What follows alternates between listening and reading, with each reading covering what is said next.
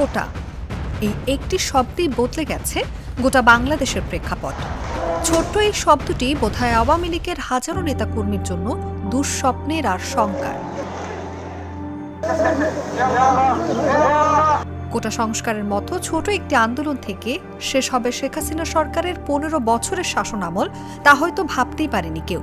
তবে যে কোটা ঘিরে এত লড়াই, আওয়ামী লীগ সরকারের পতনের পর সেই কোটার বিরুদ্ধে এখন অবস্থান নিয়েছে আওয়ামী লীগ, সমালোচনা করছে কোটার।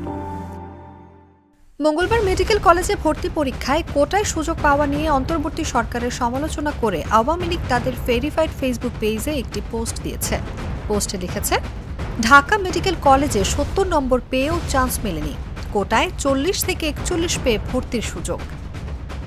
পোস্টের সঙ্গে অন্তর্বর্তী সরকারের প্রধান উপদেষ্টা ডক্টর মোহাম্মদ ইউনূস সহ কয়েকজন উপদেষ্টা, বৈষম্য বিরোধী ছাত্র আন্দোলনের কয়েকজন নেতা এবং ভর্তিচ্ছু শিক্ষার্থীকে যুক্ত করে একটি ফটো পোস্ট দিয়েছে। এতে আরও লিখেছে, অবৈধ সরকার দেশটাকে করেছে ছারখার। এদিকে কোটা নিয়ে আওয়ামী লীগের এই পোস্টের পক্ষে বিপক্ষে মন্তব্য করেছেন অনেকেই। কেউ কেউ এই পোস্টের সমর্থন করলেও বেশিরভাগ মন্তব্যকারী সমালোচনা করেছেন। গত ১৯ জানুয়ারি ২০২৪-২৫ শিক্ষাবর্ষের এমবিবিএস ভর্তি পরীক্ষার ফলাফল প্রকাশ করে স্বাস্থ্য শিক্ষা অধিদপ্তর। মেধা থেকে ৭৩ নম্বর পেয়েও ভর্তির জন্য প্রাথমিকভাবে নির্বাচিত হতে পারেননি, কিন্তু কোটায় ৪১ নম্বর পেয়েও নির্বাচিত হতে পেরেছেন। এতেই বাধে বিপত্তি। যে কোটা নিয়ে এত রক্ত ঝরল, সেই কোটায় আবার কেন, ওঠে নানা প্রশ্ন। মেডিকেল কলেজে ভর্তি পরীক্ষার ফলাফল বাতিল করে পুনরায় প্রকাশের দাবি জানায় বৈষম্য বিরোধী ছাত্র আন্দোলন। একই দাবিতে বিক্ষোভ মিছিল, সমাবেশ ও অবস্থান কর্মসূচি পালন করেছেন ঢাকা বিশ্ববিদ্যালয়, ঢাকা কলেজ ও ঢাকা মেডিকেল কলেজের শিক্ষার্থীরা। Anubha Biswas, Jago news.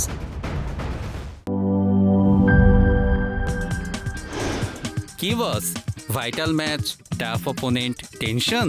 Come on bro, অপোনেন্টকে নিয়ে ভাবার সময় আছে। আসল অলরাউন্ডারের কাজই তো হলো যে কোনো টাফ সিচুয়েশনে টিমকে অলরাউন্ড প্রোটেকশন দেওয়া। জাস্ট লাইক মাই টাইলক্স, যার অ্যান্টিব্যাকটেরিয়াল এজেন্ট টয়লেটের কোনায় কোনায় পৌঁছে ৯৯% জীবাণু ধ্বংস করে, টয়লেটের কঠিন দাগ ও দুর্গন্ধ দূর করে টয়লেটকে রাখে ক্লিন আর সুবাসিত।